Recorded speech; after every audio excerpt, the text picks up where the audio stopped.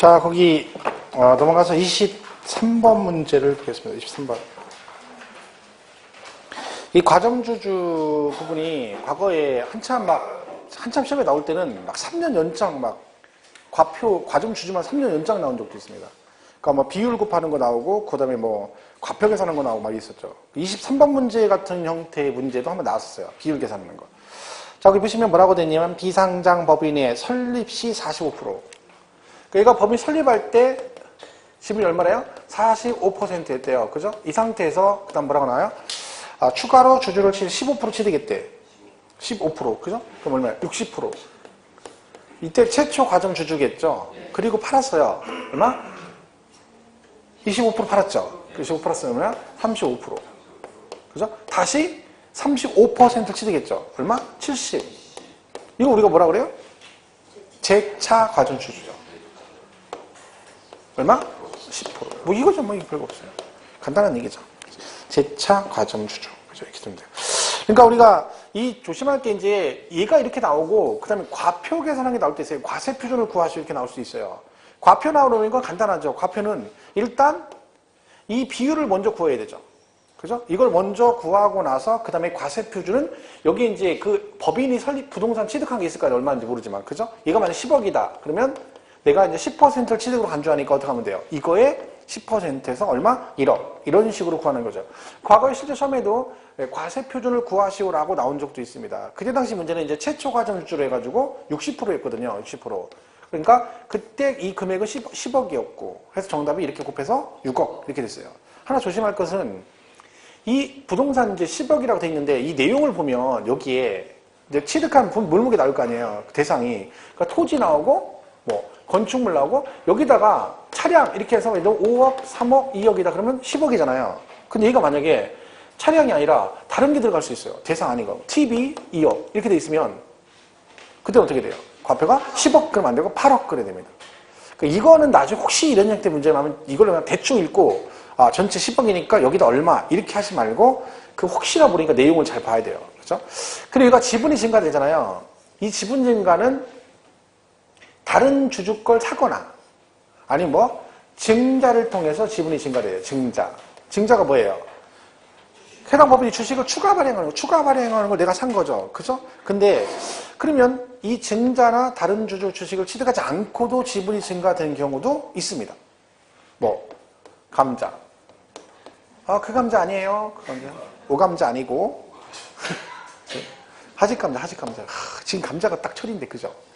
딱 지금 먹으면 딱 진짜 감자가 달죠. 배도 고픈데도 감자 얘기니까 배고프네. 그죠? 이 감자는 뭐예요? 이런 거죠. 총 발행 주식이 1000주인데 내가 600주를 가지고 있었는데, 그죠? 얘들이 회사에서 그래서 자기 주식을 처분한 거죠. 처분해서 소각해버렸어요. 그래서 900주가 된 거죠. 난 여전히 600주예요. 하지만 나는 지분이 증가됐죠. 왜? 총 발행 주식이 감소했기 때문에 나는 주식수는 똑같은데 지분은 증가됐어. 이걸 취득으로 간주하면 안 된다는 거지. 왜? 나는 여전히 몇 주예요? 600주. 그런 얘기죠. 이렇게 된 거죠. 그리고 내가 만약에 여기서 10% 책임을 졌다 쳐봐요. 그럼 여기 10억에 10% 냈죠. 근데 자 만약에 이런 경우 있죠. 얘가 이렇게 돼 있어. 현재 최초 과정주주야. 그럼 얼마예요? 60% 과세하죠. 그래서 10억에 60% 세금을 냈어요. 근데 한 2달 있다가 이 법인이 또 부동산 10억을 또 샀어요. 근데 나는 지분이 여전히 60%예요. 그럼 이때는 얘는 취득으로 간주한다, 안 한다? 안 한다. 계속 내는 건 아니에요. 얘 해병대 아니라겠죠? 한 번 해병은 영원한 해병이다. 한 번 과정주주는 영원한 과정주주다. 살 때마다 세금 내라. 이건 아니라는 거지. 얘가 추가로 취득하더라도 내가 지분 변동이 없으면 납세 의무가 있다 없다? 없다. 이런 것들이 쭉 나중에 이제 같이 기억하시면 됩니다. 일단 가장 기본 아까 말씀드린 대로 세 가지다. 설립 당시는 과세하지 않는다. 최초는 전체, 재차는 증가분. 그거 위주로 잘 보시면 됩니다. 자, 과정주는 이렇게 보시면 되겠고 넘어가서 25번에 이제 거기 비과세 얘기가 나옵니다. 비과세. 지방세법상 취득세 비과세 대상 중 옳은 것은, 비과세 대상 중 옳은 것은 1번 국가, 지자체, 지자체조합, 외국정부 및 주한국제기구가 취득하는 경우는 취득세를 부과한다. 틀렸죠? 왜? 얘들은 비과세잖아요. 단 외국정부는 뭘 기억하시라? 상호주의 기억하십니다. 2번 국가 등의 기속 등의 조건을 이행하지 아니하고 타인에게 매각 증여하거나 기속 등을 이행하지 아니하는 것으로 조건이 변경된 경우에는 취득세를 부과하지 아니한다. 부과하죠. 왜? 상식적인 얘기잖아요. 기속을 안 하고 팔아먹었대잖아. 그럼 비과세 줄 리가 없죠. 3번 국가 등의 기속 등의 반대급부로 국가 등이 소유하고 있는 부동산 및 사회 기반 시설을 무상으로 양해받았대. 뭔 얘기예요? 내 거 기속하고 대가를 받은 거죠. 아니면 그 기부취납 대상물의 무상사용권을 제공받은 경우는 취득세를 부과합니다. 대가가 있는 거죠. 그냥 줬을 때만. 그죠? 4번 명의신탁 해지를 원인으로 하는 취득은 취득세를 부과하지 않는다. 자, 여기 잘 보세요. 이게 정확하게 잘 모르면 나중에 양도세 엉킬 수가 있는데, 얘가 이렇게 해서 신탁을 하죠. 그죠? 자, 근데 이 신탁은 두 가지가 있다. 뭐가 있다? 신탁법에 따른 신탁이 있고, 명의신탁이 있습니다. 이 두 가지가 있는 거죠. 자, 신탁법에 따라 신탁을 했어요. 그럼 얘가 취득을 한 거죠. 그럼 얘는 취득세를 낸다, 안 낸다? 비과세죠, 비과세. 우리 취득세 비과세 왜 했어요? 탁탁, 기억나세요? 탁탁, 위탁자, 수탁자, 그게 이거잖아요. 신탁법에 따라 하는 것은 비과세. 왜? 이거는 이 법에 따라 얘가 관리 목적으로 등기만 넘어가는 거니까 비과세 줍니다. 자, 명의신탁을 해서 넘어가면 얘는 취득세 낸다, 안 낸다? 낸다. 얘는 과세예요. 같은 신탁인데 명의신탁은 세금을 내야 돼. 자, 생각해보세요. 이 건물이 제 건데 제가 등기 안 하고 친구 앞으로 등기한다는 거죠? 그럼 제 친구가 등기 받으려면 걔는 뭘 내야 돼? 취득세 내야 등기를 해주죠. 비과세 안 해주죠. 뭘 내야 하는 거잖아, 그리고. 그죠? 자, 명의신탁 해지가 돼서 원소에다 넘어오죠. 그럼 내 앞으로 등기해야죠. 마찬가지로 뭐 내야 돼? 취득세 내야 됩니다. 그게 이 두 가지 신탁인데 얘만 비과세고 얘는 세금을 내야 돼. 신탁이든 해지든. 자, 그러면 이게 이제 문제가 뭐냐면 공부가 좀 되면, 자, 얘 있죠, 얘가 지금 이렇게 넘겨준 거잖아요. 그죠? 그럼 얘가 지금 신탁을 한 거죠. 근데 얘가 얘한테 신탁법에 따라 신탁할 수 있고, 아니 명의 신탁할 수도 있죠. 이때 그러면 얘는 이걸 하게 되면 얘는 양도로 본다, 안 본다? 자, 신탁법에 따른 신탁, 양도도 아니다. 아니다. 명의 신탁은? 그러니까 이제 제가 그래서 이걸 얘기하는 거야. 보통은 이제 명의신탁을 양도를 하는 의도가 뭐냐면 얘는 실명제 위반한 거잖아요. 그러니까 양도를 해서 세금을 내야 된다고 생각하는 거죠. 근데 여러분 이거 생각하셔야 돼. 우리 양도세에서 얘가 양도에 해당되는지 안 되는지 판단하는 기준은 얘가 실명제를 위반했니 안 했니 이게 중요한 게 아니라 이거예요. 유상 이전이면 양도고 유상 이전이 아니면 양도가 아니에요. 자, 명의신탁이 유상 이전입니까? 아니잖아요. 명의만 넘기고 돈 받고 파는 게 아니잖아. 그러니까 이것도 둘 다 신탁이기 때문에 양도세에서는 얘가 뭐 실명제 위반했고 뭐 상관없어요. 신탁 자체는 대가가 있다 없다? 없어. 그러니까 양도도 아니다. 아니다. 그러니까 이건 양도가 아닌 거야. 근데 이걸 넘겨받을 때 이 을은 취득세를 낼 때는 신탁법에 따른 신탁만 비과세주고 뭐는 명의신탁은 비과세가 안 되는 거죠. 이게 잘못하면 엉키면 양도세도 엄청 많이 틀릴 수 있어요. 이게요. 양도로 보는 경우 명의신탁 그러면 이거는 다 물어보면 그렇게 대답을 해요. 명의신탁 양도로 보는데 얘는 양도 아니고 왜? 너는 신탁 법위반하는 거 너는 법을 위반했으니까 너는 세금 내야 돼. 이런 개념으로 생각하면 안 된다. 그렇죠? 그래서 구분하셔야 되고요. 좀 헷갈리죠? 잘 정리. 그러니까 지금 4번 질문은 명의신탁 해지를 원인으로 취득했대. 뭐 내셔야 돼? 취득세 내셔야 됩니다. 등기하려면. 그죠? 5번이 임시흥행장, 공사현장 사무소 등 존속기간이 1년을 초과하지 않은. 자, 임시건축물은 비과세죠. 근데 전제조건이 있다. 뭐 존속기간이 1년을 초과하지 않아야 돼요. 자, 안 한다 했죠. 근데 고급 오락장에 해당하는 임시건축물 취득은 취득세를 부과한다. 얘는 왜 1년 초과 안 했는데 비과세를 안 해줄까요? 부과한다 그랬잖아. 맞는 질문이거든요. 왜 존속기간 1년 초과 안 했는데 임시건축물 비과세를 안 해줘요? 고급 오락장. 왜요? 사치성 재산은 비과세 안 된다. 그러니까 우리가 임시건축물 얘기하면 두 개 기억하셔야 되는 거지. 존속기간에 1년을 초과하지 않아야 되고 별걸 우선주, 사치성 재산은 비과세 받을 수 없다. 그죠? 조건 두 개 기억하셔야 됩니다. 얘 말고 왜 공동주택 개수도 있잖아요. 그죠? 그것도 뭐예요? 조건 두 개 있죠. 건축법상 대수선 비과세 안 되고 그 다음에 개수로 인한 취득으로 시가 표준의 9억 이하 이렇게 되는 거죠. 그러니까 우리가 취득세 비과세는 6가지가 있는 겁니다. 국가 등 비과세. 그다음에 신탁법에 따른 취득 비과세, 그리고 법률상 판매권 행사, 그리고 임시건축물, 공동주택 개수, 하나는 이제 그죠 차량 등인데 상속으로 상속되기 전에 천재지변 등으로 차량이 사용할 수 없을 때 그걸 상속받았다. 그건 최근에 추가된 건데 자동차 얘기니까 신경 안 써도 되죠. 그러니까 중요한 거는 두 개는 꼭 기억해야 돼요. 개수하고 그다음 임시건축으로 조건 두 개를 정확하게 기억하는 게 중요합니다. 나도 짝수반에 또 문제 있으니까 그때 보도록 하겠습니다. 자, 비과세 놓고 넘어가시고 쭉 가서 이제 58페이지에 29번에 취득시기를 보겠습니다. 취득시기.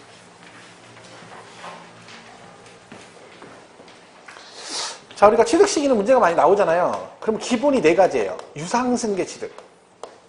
자, 유상승계는 두 개가 있죠. 하나는 뭐다? 실제 잔금 지급일을 취득일로 하는 게 있고 또 뭐 있어요? 계약상 잔금 지급 이렇게 나오죠. 자, 실제 잔금 지급은 뭐예요? 말 그대로 실제 돈을 준 날. 얘는 왜 그런다 했어요? 누가 봐도 이날 실제 돈 준 게 객관적으로 입증되는 경우. 뭐 있다? 국수공판장 이렇게 돼 있어요. 그래서 5개입니다. 이 5개를 뺀 나머지 유상은 전부 다 뭘로 간다? 계약서로 간다. 조심할 건 얘하고 얘는 서로 관계가 없다는 거 기억하셔야 돼요. 그러니까 실제 잔금 지급일 얘네들은 계약서에 관계없이 무조건 이걸로 간다는 얘기고 이거 아닌 애들은 실제 돈을 얘보다 먼저 주건 나중에 주건 관계없이 뭘로 가? 계약서로 간다. 이걸 기억하시고 그리고 등기가 나오면 어떻게 한다? 항상 둘 중 비교해서 빠른 날로 간다. 이게 기본 개념이죠. 자, 그러면 무상도 있죠. 무상은 원칙이 언제다? 계약일이다. 그죠? 근데 누군 예외다? 상속은 예입니다. 이는 항상 언제? 돌아가신 날 상속 개시 이렇게 돼 있어요. 다 아는 얘기 물어보겠습니다. 증여는 언제가 취득일이다? 여기 써있잖아요. 눈동 장님이 여기 써있잖아. 이거 몇 번 얘기해요. 계약일이 계약일. 아직도 헷갈리면 안 되죠. 원칙이 계약일인데 예외가 상속 개시라는 얘기는 무슨 뜻이라고 했어요? 예외를 제외한 나머지는 다 뭘로 간다? 원칙으로 간다. 그러면 상속 빼고 나머지 무상은 다 뭘로 간다? 계약일로 간다. 항상 그 개념을 이해하셔야 돼요. 안 배웠다고 하면 안 된다 했잖아요. 제가 그 얘기할 때 하셨죠? 우리 취득세 신고납부는 취득일로부터 며칠? 60일 이렇게 돼 있어요. 근데 상속은 예외예요. 언제? 상속 개시일이 속한 날의 말일부터 6개월, 외국에 있으면 9개월. 증여를 받았습니다. 그럼 증여를 받으면 취득세 신고를 언제까지 해야 됩니까? 1번. 이게 돼 있죠? 자, 증여를 받으면 취득세 신고를 둘 중에 1번, 2번. 1번, 2번. 똑같아요. 둘이 똑같아. 그러니까 이게 참 되게 웃긴 게 별 얘기 아니거든요. 근데 이거를 하나라고 생각하면 되게 많아요. 하나만 맞다. 그러면 만약에 시험 문제가 이렇게 나올 수, 이렇게 나올 수 있어요. 사실은요. 그럼 만약에 이게 옳다라고, 이게 맞다라고 생각하는 분은 이게 나오면 틀렸다고 그럴 수 있죠. 그럼 문제를 틀려버려요. 이게 단순한 얘기죠. 취득세는 취득일로부터 60일 안에 신고납 한다겠죠. 그죠? 그럼 증여를 받으면 취득일이 언제예요? 계약일이잖아요. 내가 아파트를 개인한테 샀어. 취득일로부터 60일 안에 신고납부해야죠? 취득일이 언제야? 계약서상 잔금 지급일이에요. 그럼 그날부터 60일 이 뜻이거든. 그러니까 이거를 왜 취득세에서 그러면 뒤에서 취득일로부터 60일 이렇게 하느냐 이렇게 안 하고 여기다가 일일이 할 수는 없잖아요. 여기다 이렇게 취득세 신고납부 기한은 자 유상승계는 실제 국가는 유상 계약상 잔금일 60일, 개인은 계약상 잔금 60일 이렇게 쓸 수는 없잖아요. 그러니까 묶어서 그냥 취득일 하는 거죠. 그리고 이 취득일을 지금 배우는 거예요. 이게 취득식이죠. 이게 무슨 뜻이야? 이날을 취득일로 봐서 얘네들은 이날부터 며칠 60일 안에 신고납부해라 이런 뜻입니다. 같은 개념이에요. 그러니까 근데 이거를 계속 설명했던 것들인데 아직도 보니까 제가 이번 주 수업하면서 계속 물어보니까 두 개 똑같다고 하는 분들이 있긴 있어요. 맞추는 분인데 근데 한두 명이고 나머지는 다 막 1번, 2번, 1번, 2번 이래요. 그럼 이거는 이렇게 되면 문제 이것 때문에 틀릴 수가 있죠. 이 문제 하나가. 그래서 항상 제가 강조하는 게 그거죠. 그걸 맞춰야 돼요. 내가 안다라고 인식하는 걸 정확하게 맞춰야 돼요. 근데 내가 안다라고 인식하고 있는 게 결코 내가 꼭 아는 건 아니라는 거죠. 그거 틀려버린단 말이에요. 그게 문제가 되는 거예요. 이게 1개, 2개, 3개, 4개 되면 나중에 그것 때문에 시험에 떨어지게 되는 거죠. 근데 어려운 문제는 어차피 못 맞춘다고 몇 번 얘기했잖아요. 그건 누구나 못 맞춰요. 다 어차피 틀려. 그죠? 그러니까 내가 알고 있는 걸 정확하게 하는 게 중요하다. 그죠? 그러니까 여기도 그러니까 이게 원칙이니까 나머지 이걸로 가니까 증여는 당연히 뭘로 간다? 계약일로 간다. 이렇게 돼 있고 그 다음에 연부취득이 나옵니다. 연부취득의 뜻은 뭐다?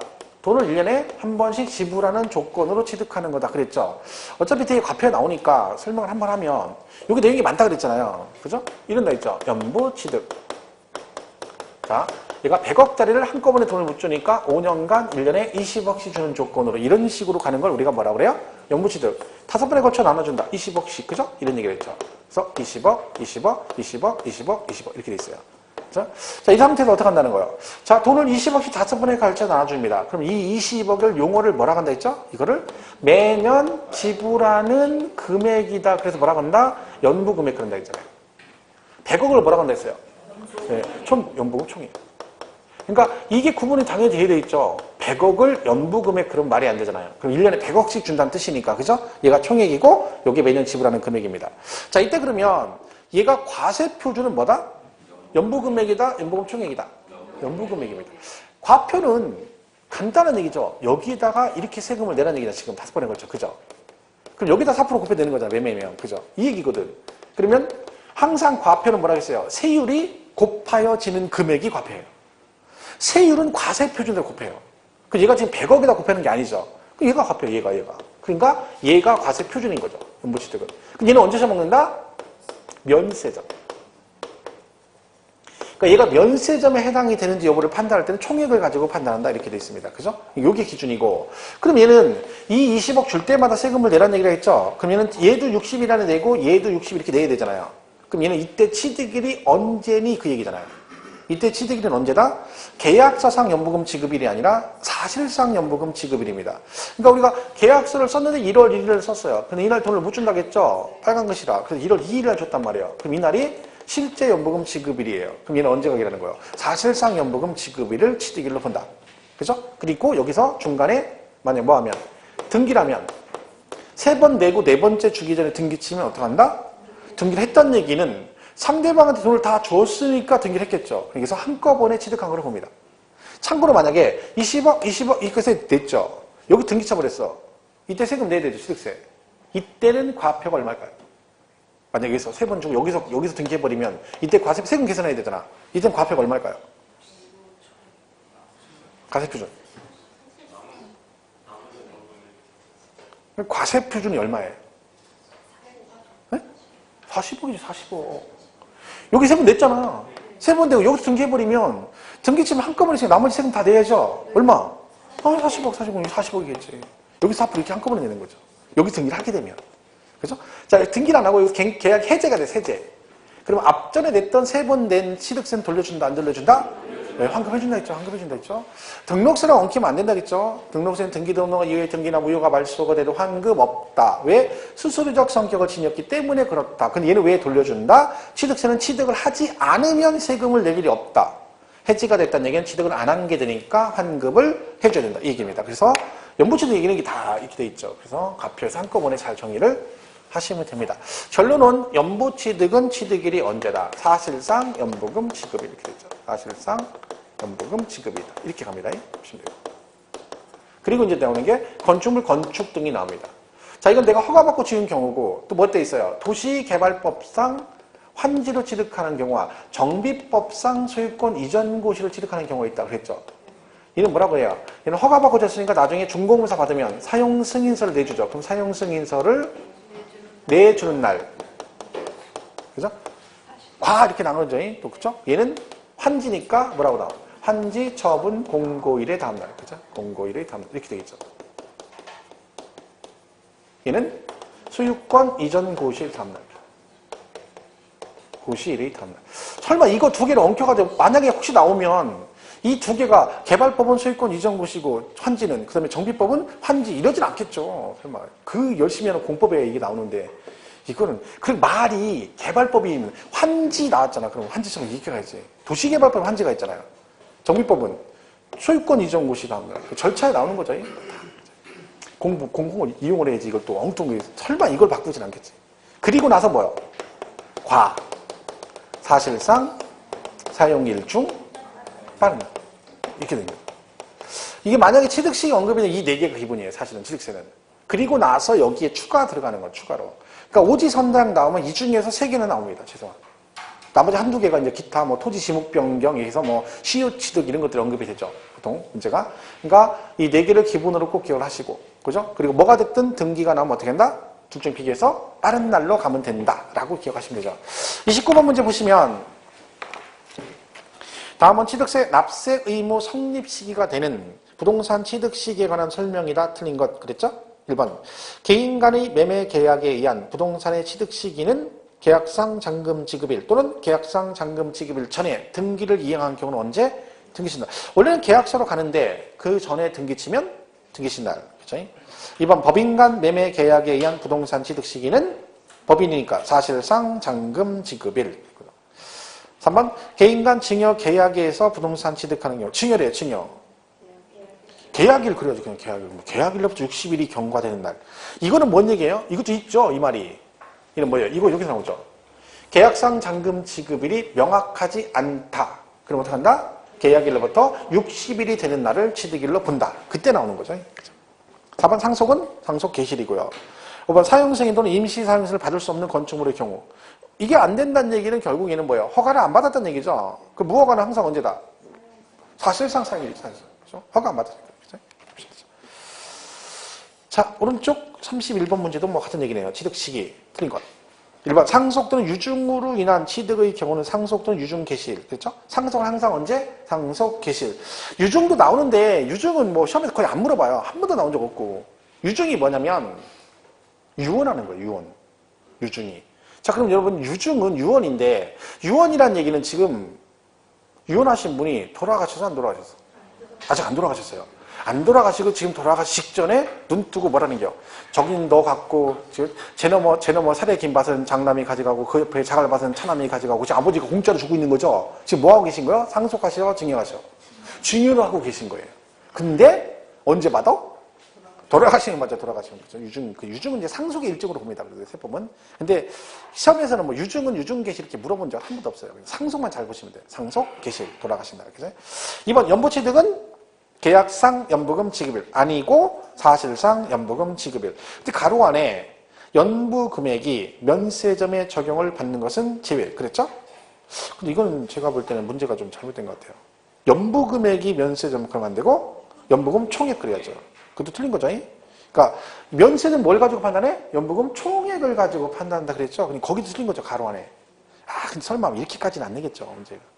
이제 계약상 아니고 두 개 틀린 거죠. 어디가 틀린 거야? 사실상 연부금 지급일 그것도 계약상이 아니라 그거 틀린 거고 가로 안에 연부금이 면세점 적용받는 건 제외. 연부금 총액 그래야죠. 얘가 기준이 있잖아요. 연부취득 성립이 되려면 50만 원을 초과해야 된다 그런 말이 있어요. 50만 원 초과. 그럼 50만 원 이하면 연부취득 성립이 안 된다. 왜요? 50만 원이 왜 안 돼? 그렇죠. 면세점. 그러니까 내가 일단 면세점에 해당이 안 돼야 연보 취득을 하든지 말든지 할 거 아니냐 그 얘기죠. 그래서 그 기준이 나오는 겁니다. 3번 공매로 취득했대. 공매. 국수 공공공 뭐요? 사실상 잔금 지급일. 4번 토지 지목 변경에 따른 취득은 토지 사실상 변경된 날과 공보상 변경된 날 중 빠른 날이다. 다만 토지 지목 변경일 이전에 사용하는 부분에 대해서는 사실상 사용일이다. 사실은 최근에 취득 시기 문제 나올 때 이 4번 지문이 나왔어요. 3번 지문이. 뭐라고 나왔냐면 토지 지목 변경의 경우는 지목 변경 전에 사실상 사용 여부와 관계없이 둘 중 빠른 날을 취득일로 본다. 땡. 틀렸죠. 왜? 그 전에 얘처럼 미리 사용하면 걔는 뭘로 본다? 사실상 사용일. 이렇게 가야 되는데 그렇게 나온 적이 있습니다. 5번 건축물 건축 개소를 취득하는 경우는 사용승인서를 내주는 날과 사실상 사용일 중 빠른 날. 얘는 뭐 가로 안에 뭐 거기 막 복잡하게 나와 있죠. 그런 건 뭐 신경 쓰지 마세요. 이게 나오면 거기는 뭐 특별하게 틀리게 안 나오니까. 지문 너무 길면 잘 안 고쳐요. 우리 세법은. 그죠? 그러니까 긴 건 오히려 더 지문이 안 틀리는 경우가 많아. 짧은 게 문제, 짧은 게. 나머지 다 똑같은 얘기예요. 뭐 같은 얘기는 슉 넘어가시면 돼요. 쭉쭉쭉 넘어가서. 그죠? 취득시는 뭐 그거만 풀면 되겠죠. 나머지 나중에 짝수만 풀면 됩니다. 쭉 넘어가서 이제 과표분을 보겠습니다. 과표. 어딜 가시냐면 66페이지. 66페이지. 그 막 제가 이제 어제 수업하는데 어제랑 그제 수업하는데 막 쭉 넘어가니까 막 갑자기 오 그러는 거예요. 왜? 안 풀고 넘어간다 이거죠. 필요 없으니까 안 푸는 거예요. 그 문제 아쉬울 거 없어요. 뭐 다 풀 거야? 제가 아까 말했잖아요. 많이 푼다고 공부 잘하는 거 아니라고. 그죠? 많이 푼다고 공부 잘하는 게 아니니까 제대로 하는 게 중요한 거지. 양이 중요한 게 아니에요. 그럼 양으로 따지면 여러분 다 수석이죠. 막 많잖아. 자료가 얼마나 많아. 지금 봐봐. 이따가 집에 가서 봐봐. 막 책도 많고 막 보지도 않은 거 엄청 많잖아요. 우리 학교 다닐 때 똑같아요. 고등학교 때 보면은 국영수 참고서 겁나 많잖아요. 공부 못하는 사람 특징이 뭐야? 책은 겁나 많아. 그 책이 다 깨끗해. 그죠? 그게 공부 못하는 특징이야. 공부 잘하는 애들은 하나 책이 하도 봐가지고 너덜너덜해. 지금도 기억나. 우리 동창 친구 중에 하나가 걔가 노력파예요. 근데 그때 당시 성문 종합영어 같은 거 이제 공부하잖아요. 걔는 성문 종합영어 2개예요. 일단 기분이. 왜? 새 책 하나 하고 하나는 보는 책인데 하도 많이 연필로 있잖아요. 줄 쳐가면서 해가지고 하도 줄을 쳐가지고요. 책이 이렇게 두꺼워졌어요. 그 정도로 많이 봐. 근데 하도 보다 보니까 그거 익숙하니까 보는데 안 보여. 하도 줄 쳐가지고. 그러니까 새 책 가지고 옆에서 안 보이면 그 단어를 보는 거예요. 그 책을 2권 가지고 공부하는 거예요. 진짜 무식하게 공부하는 거죠. 근데 그런 애들 공부를 잘해. 근데 우리는 뭐요? 책이 뭐 2권 있을 필요가 없어. 하나가 깨끗해. 다 너무 깨끗해 다리죠. 손 펴져. 잘못하면 손 펴져. 새 책은 손 피죠. 새 책이니까 지나가다 손 책 안 펴봐서 종이에다가 겁나 싫어해요. 그죠? 안 펴져봤구만. 이제 그렇다니까. 그러니까 여러 개 보려고 하지 마시고 하나만 보세요. 하나만. 지금도 보니까 학원에서 보면 모 학원들 이렇게 보면 막 여기저기 막 동영상 보는 사람들이 되게 많아요. 저는 진짜 그런 거 권하지 않아요. 하나만 봐야 돼. 하나만. 동영상 2, 3저런 거 보고 막 그다음에 자료도 거기 또 구해야 돼요. 학원에서 주는 거 있고 막 그렇죠. 싸놓기만 하고 보는 건 없어요. 그래서 공부를 학교 갈 것 같으면 다 봐야죠. 이것저것. 절대 그런 건 없어요. 하나만 봐야 돼. 하나만. 근데 마음에 안 들어 이 선생님. 그럴 수 있죠. 막 정말 막 선생님 강의를 못 해가지고 도저히 막 전체가 다 나는 이거 뭐 이해 못 하겠다. 그러면 몰라. 근데 그런 선생님 많지 않아요. 그냥 봐. 그냥. 그죠? 선생님이 문제가 아니야. 본인들이 문제지. 자기들이 공부 안 하면서 꼭 나중에 핑계대기는 막 아유 나 선생님 마음에 안 들어가지고 마음에 안 들고 말고 뭐 무슨 상관이야. 둘이 사귈 것도 아닌데. 내가 전에 얘기했죠. 선생님 저를 볼 때 여러분이 제가 마음에 안 들 수도 있어요. 나도 말했잖아. 나도 여러분이 다 마음에 드는 건 아니에요. 그냥 감수하고 가는 거야 나도. 그럼 서로 감수를 해야지. 그 팔자리는 해야지. 어떡할 거야.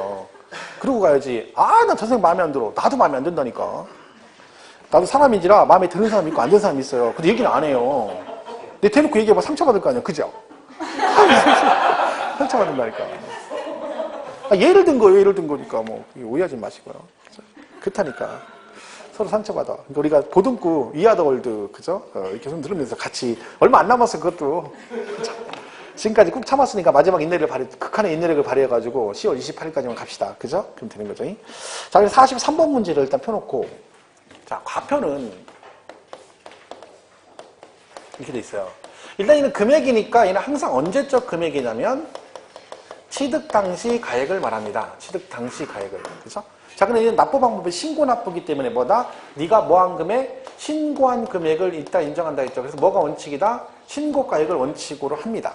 근데 이것만 그대로 가면 문제가 생긴다겠죠. 금액이 너무 작게 신고할 수 있으니까 기준 금액이 있어요. 그걸 뭐라 그래요? 시가 표준액 그래요. 그러니까 네가 아무리 신고를 하더라도 이거보다 높은 금액으로 신고해라. 기준을 잡아놓은 거죠.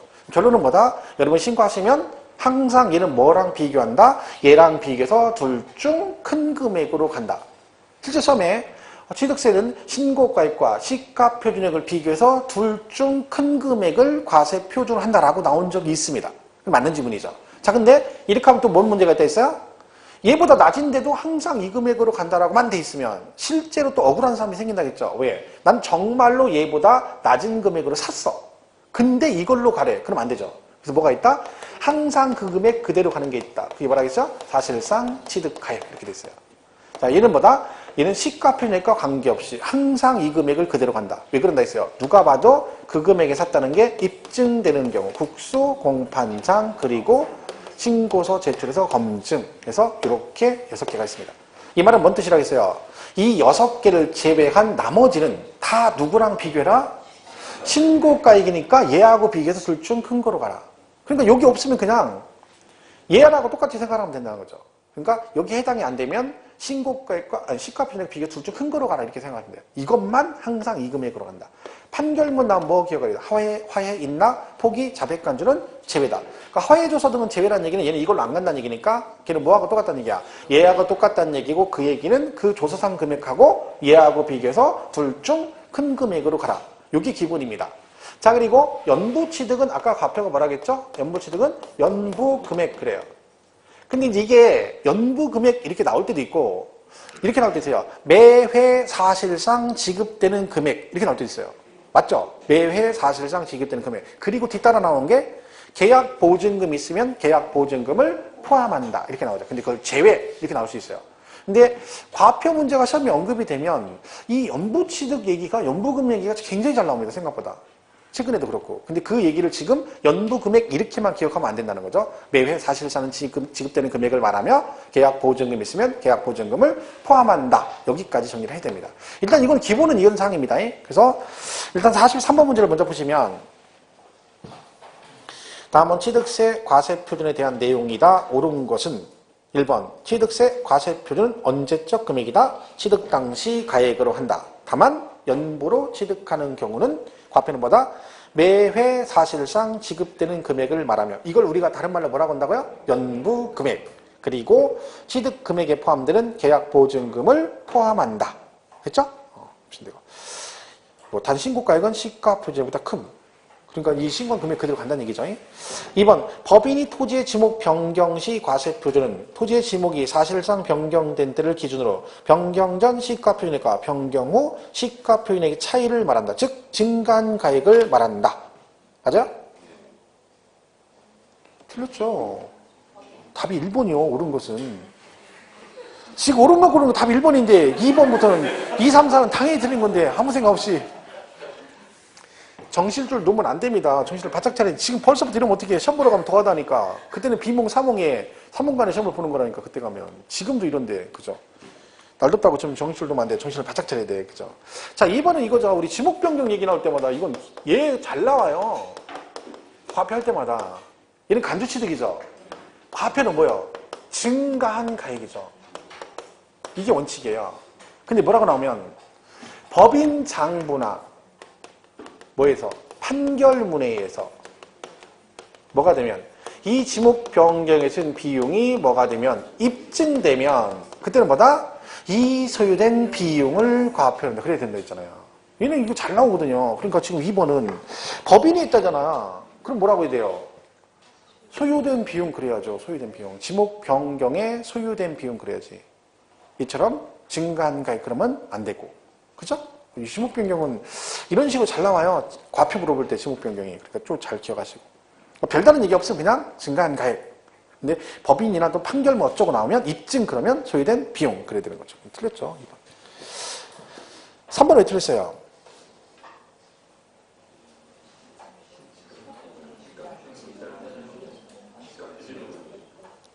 개인 간 시가표 미달하면 뭘로 가? 시가 표준액 그래야죠. 시가 표준액. 4번 왜 틀렸어요?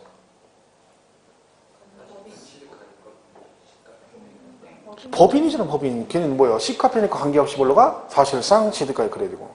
5번 건축물 개수한 경우 건물 전체 가액을 과표하는 건물 개수 뭐? 이것도 간주취득이잖아요. 뭐예요? 증가한 금액 그래요. 건축물 개수 간수. 시험에 이렇게 나올 때 있어요. 이렇게 나올 질문은 건축물 건축 또는 개수 등을 한 경우는 원다 증가한 가액 이렇게 나와요.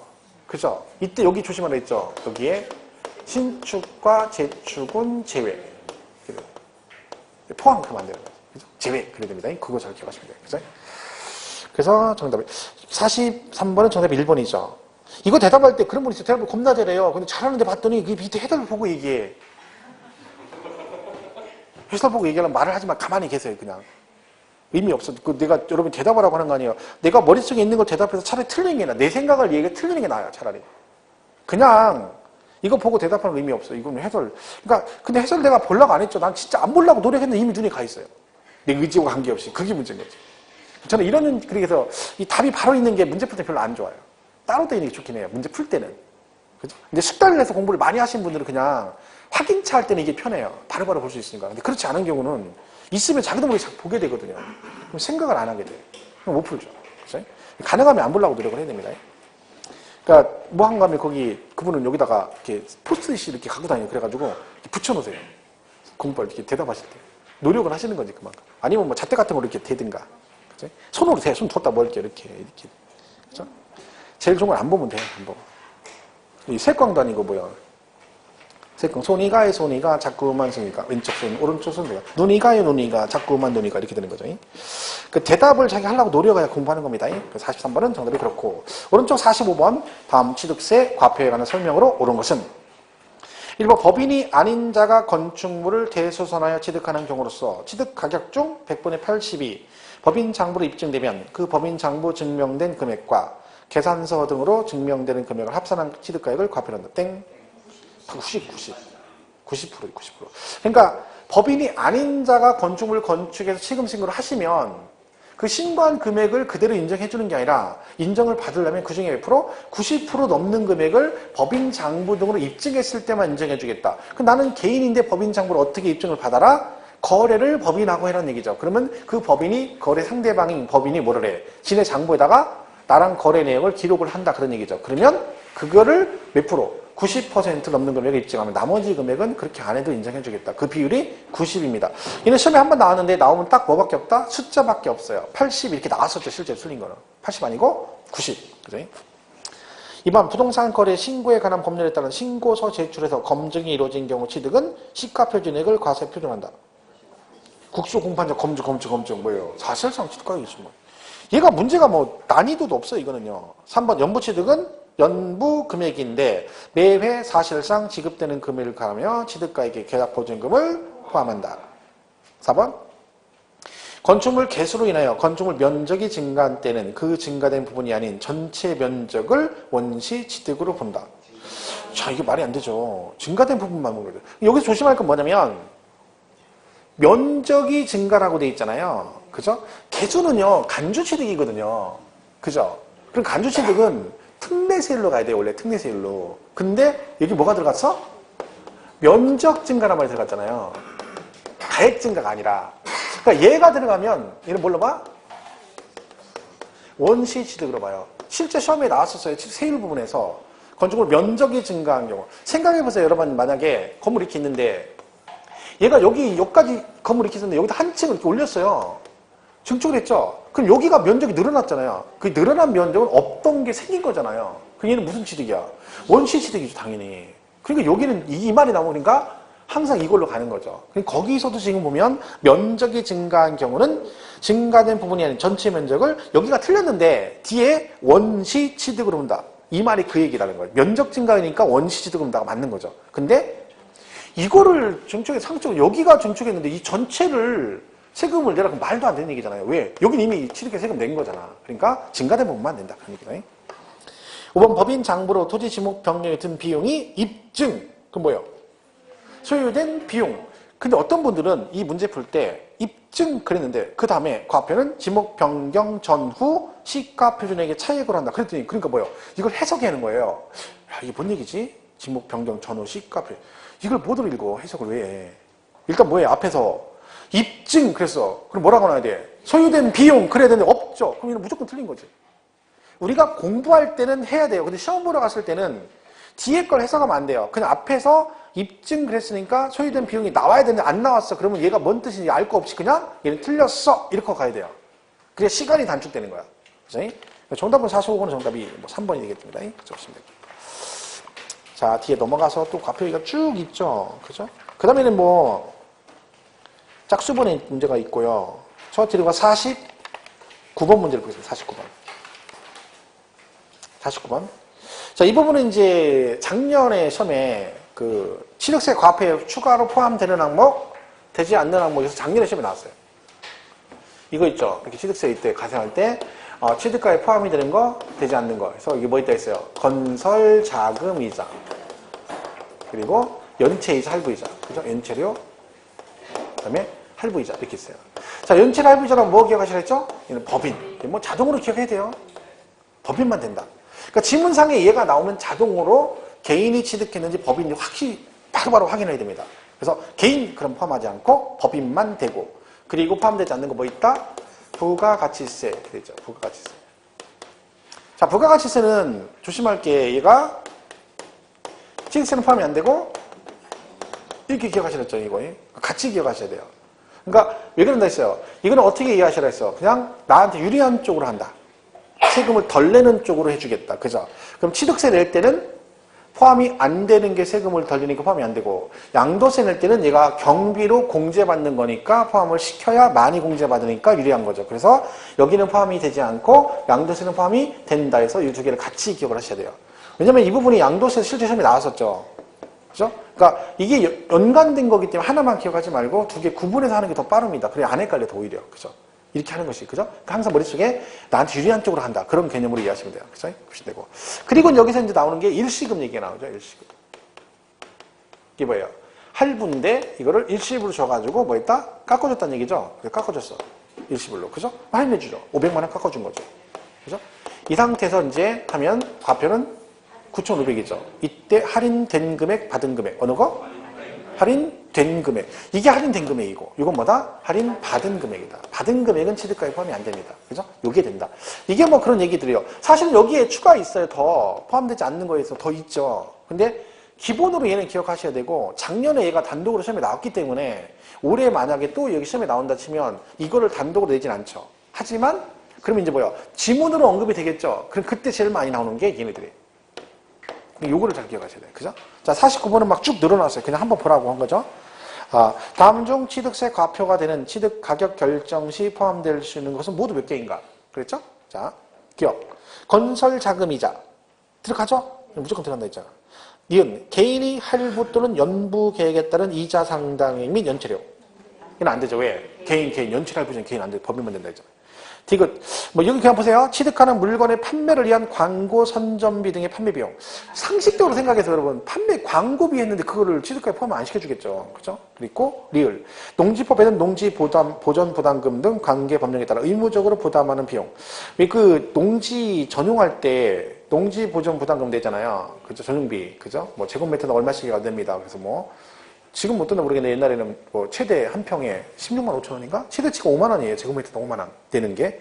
그죠? 근데 그거 낸 것도 포함이 되고, 얘는 되고, 그 다음에 취득에 필요한 용역을 제공받은 대가로 지급하는 용역 필수료, 중개수료 이런 것들 있잖아요. 얘도 포함이 되고. 읽어보세요. 그 다음에 비읍. 취득 대금 외에 당사자 약정에 의한 취득자 조건 부담액과 채무 인수액. 그러니까 채무 인수액은 그런 거라 했죠. 내가 이걸 살 때 추가로 뭐다? 채무 부분도 같이 인수한 조건으로 사게 되면 그 채무 부분도 돈을 낸 거잖아. 그죠? 그럼 걔도 뭐에 들어가? 취득가에 포함이 되겠죠. 예를 들면 집 살 때 담보 있잖아요. 은행빚 있는데 그 담보를 은행빚을 제가 떠안고 3억짜리 아파트 사는데 1억 원 은행 채무가 있어요. 근데 조건이 뭐야? 현찰 2억 주고 채무 1억을 내가 떠안는 조건으로 샀어. 그럼 취득가액은 얼마예요? 현찰은 2억 줬지만 실제는 3억인 거죠. 그죠? 그 얘기입니다. 그 다음에 국민주택 채권을 양도함으로써 발생하는 매각 자손. 채권 팔아 손해보고 팔죠. 그러면 그 차손도 다 경비에 포함시켜준다. 취득가에 포함시킨다는 거예요. 그 다음에 이주비, 부가가치세, 그 다음에 뭐 법률의 전기, 가스, 열 등을 이용하는 자가 분담하는 비용, 그런 것들을, 그리고 기업의 취득대금을 일시급으로 지불하여 일정액을 할인받은 경우 그 할인액. 할인액이 뭐예요? 할인받은 금액이죠. 걔는 포함이 안 된다잖아. 그래서 거기 걔는 이응, 지읒, 기억 다 포함이 안 됩니다. 4개 밑에. 근데 이게 다 긴데 다시 말씀드리면 이거 시험에 나왔기 때문에 뭘 기억해라? 기억반하고 니은번 꼭 기억하시고요. 그리고 지읒, 부가가치세. 이렇게 기억하시면 돼요. 작년 시험은 취득가에 포함되지 않는 거 해가지고 그게 나왔어요. 그 밑에 부가가치 밑에 법률의 전기를 이용한 자가 부담하는 비용, 전기세죠. 이건 포함이 안 되잖아요. 그렇게 나왔어요. 작년 시험에. 그러니까 올해는 뭐 이렇게는 안 나와요. 그러니까 지금 여기 말씀드린 이것만 잘 기억하시면 돼요. 건설자금이자 연체할부이자 그리고 뭐 부가가치세. 이거는 법인만 된다. 여기만 잘 보시면 될 것 같아요. 나머지는 뭐 무리할 필요 없어요. 자, 그렇게 보시면 됩니다. 넘어가시면 되고. 거기 뭐 계산 문제 같은 거 막 또 하는데 그런 거 신경 쓰지 마세요. 막 괜히 뭐 계산 문제 풀라고 막 무리할 거 없어. 계산 문제는 이제까지 최근 한 거의 5년, 10년 안에 계산 문제는 전부 다 양도세에서 나왔어요. 계산 문제가. 최근에는 취득세는 나온 역사가 없어요. 나온 적 있어요. 취득세는 막 18회 때, 16회 막 이때 그 전에 한 10년 전에는 뭐 등록세 이런 데도 나오고 했었는데 최근에 뭐 7, 8년 이상에는 거의 다 양도세 문제만 계산 문제가 나오고 있습니다. 그러니까 계산 문제는 어차피 이러나 저러나 뭐 한다 했어. 뭐 찍는다겠으니까 무리할 거 없어. 찍어. 그냥 찍어. 맘 편하게. 찍으라 할 때 진짜 막 찍었는데요. 막 2번, 5번쯤에 계산 문제 나왔더니 막 숨도 안 쉬게 찍어요. 그러면 안 되고. 진짜 찍으라 할 때 1번부터 20번까지 푸는데 5번쯤에 계산 문제 나왔더니 4번 있고 5번? 2번 찍고 나가. 이렇게 하면 안 되지. 이걸 찍으라겠다고. 네가 찍으라며 또 그러면 안 되고. 이건 너무 제끼고 이제 계산 풀어본 다음에 만약에 찍고 넘어갔는데 답을 마킹했는데 시간이 20분 남아. 그럼 멍 때리고 놀 거야? 그럼 풀어야 될 거 아니야. 근데 이미 마킹했는데? 그러면 안 되지. 그건 상적인 본인이 알아서 해야지. 진짜 찍으랬다 막 그냥 찍고 넘어간다. 다 풀고. 마지막에 시간 남으면 풀고. 없으면 얘를 찍으란 얘기지. 처음부터 막 찍고 가라. 그런 얘기는 아니지. 말귀를 잘 하더래요. 뭐 막 얘기하면 대충 알아듣고. 뭐 컨닝할 생각하지 말고. 컨닝을 할 때 내가 물어봤더니 컨닝한다 했더니 뭐래요. 옆 사람이 갔는데 여기 앉았는데 이렇게 앉은 거야. 그죠? 근데 뭐래요. 학원에서 공부 겁나 잘하는데 옆에 앉은 거 운 좋게. 같은 교실에. 옆에, 야 내가 보여줄게. 보면 돼 안 돼? 옆 사람 거. 옆 사람 봤다는 훅 가는 거예요. 그럼 앞 사람 거 보면 돼?